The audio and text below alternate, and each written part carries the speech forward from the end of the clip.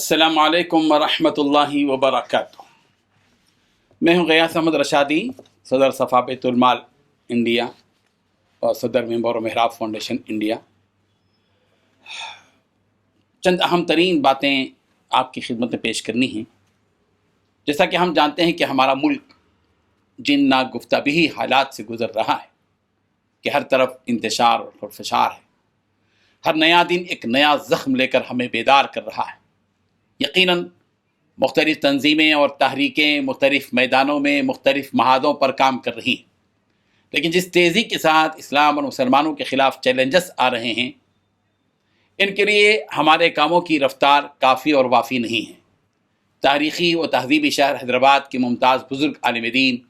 محبوب العلماء حضرت مولانا شاہ جمال الرحمن صاحب افتاحی دامت برکاتہم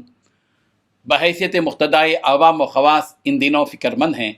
کہ مختلف پہلوؤں سے اس سلسلے میں تیزی کے ساتھ کام ہو اور صاحب ثروت طبقہ بھی اس سلسلے میں آگے بڑھے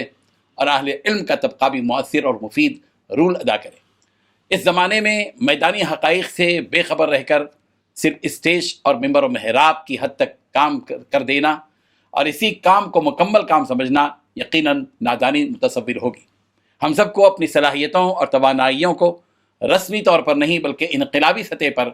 استعمال کرنا ہوگا اور اس کام کے لیے مسلکی امتیاز کو ختم کرنا ہوگا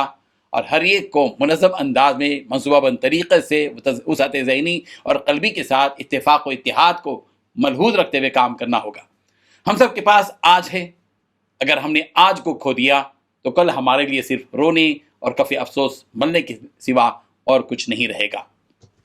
اس وقت سماج کا ایک بڑا طبقہ مساجد اور علماء سے کٹا ہوا ہے، جن میں مرد احباب بھی ہیں اور عورتیں بھی۔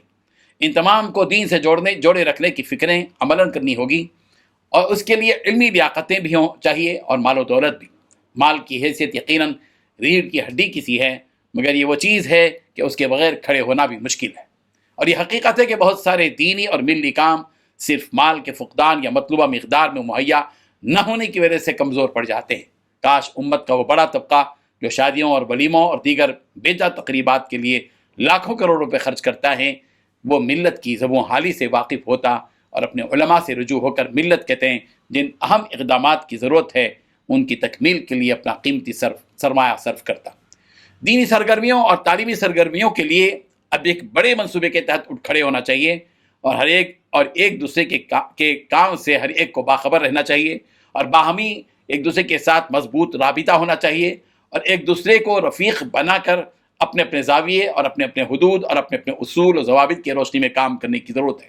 اس ملک کے حالات کا بخوبی جائزہ لینا اور فرقہ پرستی کو دور کرنے کے لیے سنجیدہ اور فکر مند برادران وطن سے رابطہ پیدا کرنا، انہیں ہماری مسجدوں اور ہمارے مدارس سے قریب کرنا اور ان تک اسلام کی صحیح تصویر پہنچانا اور مسلمانوں کی جانب سے جو نازیبا حرکتیں ان برادران وطن تک پہنچی ہوئی ہیں ان کے سلسلے میں ان کی غلط فہمیوں کو دور کرنا اور اسلامی